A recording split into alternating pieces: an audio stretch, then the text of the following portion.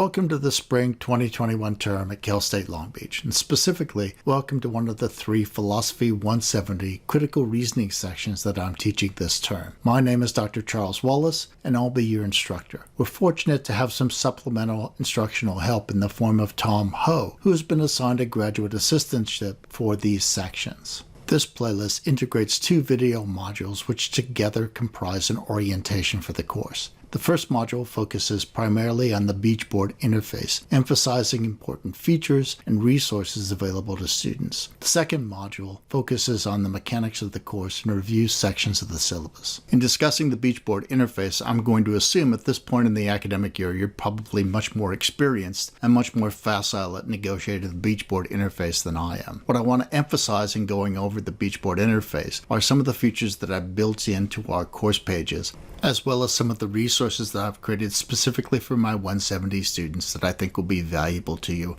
during the course of the term. When you log on to Beachboard and click on your section for 170, you'll be brought to this standard welcome page which has this particular format and layout. Underneath the central banner, there'll be a news feed. At the beginning of each week, usually on Sunday morning, I'll post an item to this newsfeed. It will talk about any developments or changes that have occurred for this week. It will also specify the material that we're going to cover for this week, including telling you what your reading assignment is, giving you links to the video lectures covering the material for the week, and giving you links and due dates for the assignments that are coming up for that week. Oftentimes, I'll include a little section that is perspective, looks forward, helping you to anticipate what will be coming in the coming weeks.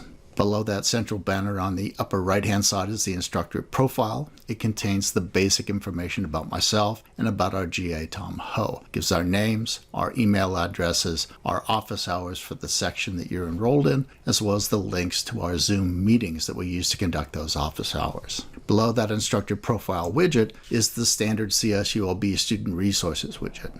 Now, I've modified this widget a little bit to include some links that I think are useful to students generally, and particularly some links that I think are important during this pandemic period. I only want to emphasize a couple of the links that are in this list because I do think that they're important. Students are aware that they can access this information through our welcome page. The first link I want to talk about is the ITS Help Desk link. If you're having trouble with Beachboard or with any of the associated programs like Zoom and you need somebody to help you resolve those issues, these are the people that you need to contact. So you can click this link, go to the ITS Help Desk, start a ticket, and they'll help you resolve your issue in a quick and efficient fashion. The next link I want to emphasize is the ATS Student Resources link. The ATS Student Resources page is devoted to the university's effort to make sure that students have all of the software and hardware that they need to complete courses online during this pandemic period. So if you're having trouble getting a hold of some software, or you're having trouble getting a hold of some necessary hardware, microphones, cameras, computers, and so on, ATS Resources is the place you need to contact.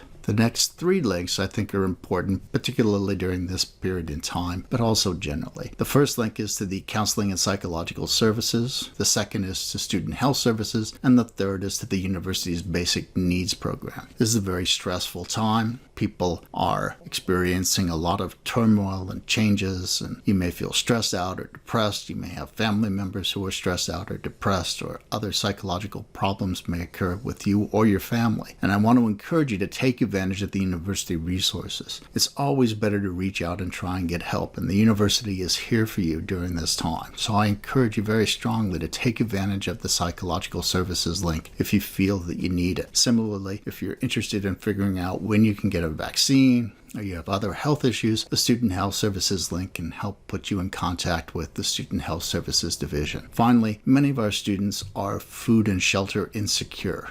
The pandemic and the associated economic crisis have only served to exacerbate these problems. If you're feeling food or shelter insecurity, I strongly encourage you to contact the Basic Needs Program. It is a program set up by the university in order to try and address these issues amongst the student population. The rest of the links are pretty much the standard links that you would associate with the CSULB Student Resources link. The final element of our welcome page is the calendar. The calendar will contain the dates for all of the the assignments that are coming up, all the reviews, every course event for the entire term has been programmed into the calendar so that you can always look and see what is coming up for this week, the week after, the end of the term, and so on.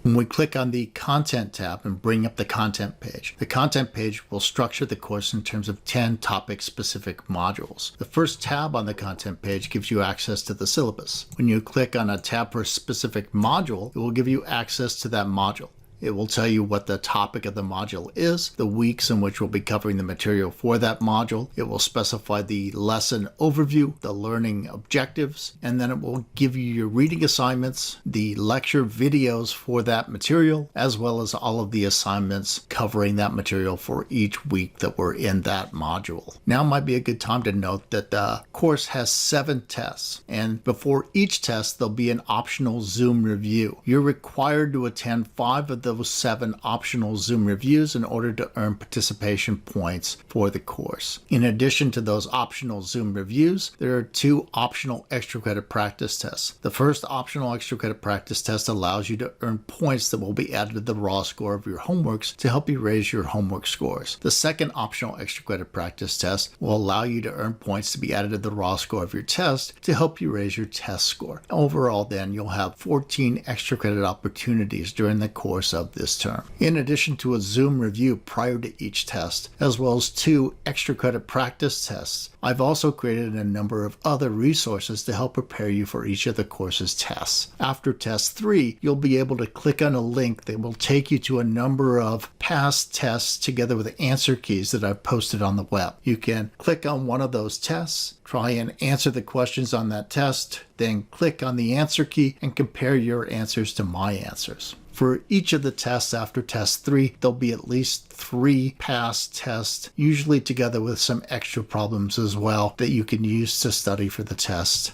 For many of the tests that involve skills or techniques, I've also created videos where I go through problems that illustrate those skills or techniques in action so that you can look at a problem, try and execute that skill or technique, then watch the video and compare how you did to what I did. Whenever you click on a lecture video or a review video for the course, it will take you to the YouTube sister page for this course where I post all of the videos. When you click on a particular lecture, it will take you to a playlist that organizes the lecture into a series of video modules just like this orientation. None of the modules will be longer than 10.5 minutes, and they'll be organized in order so that you could watch the lecture from beginning to end continuously if you'd like, or you can break it up watching individual modules whenever it's convenient for you. One of the advantages of having this particular lecture format is that you're free to watch particular modules over again as many times as you like to make sure that you understand and rehearse the content to prepare yourself for the quizzes and the tests. One other feature of the YouTube videos that I like to note is the settings button right here at the bottom. This allows you to adjust the quality from higher to lower. It allows you to turn subtitles on or off as you like, and it allows you to set the playback speed. Some students find that I speak too quickly for them, and so they turn the speed down a little bit in order to make sure that they hear everything that I'm saying in a speed that's easy for them to follow.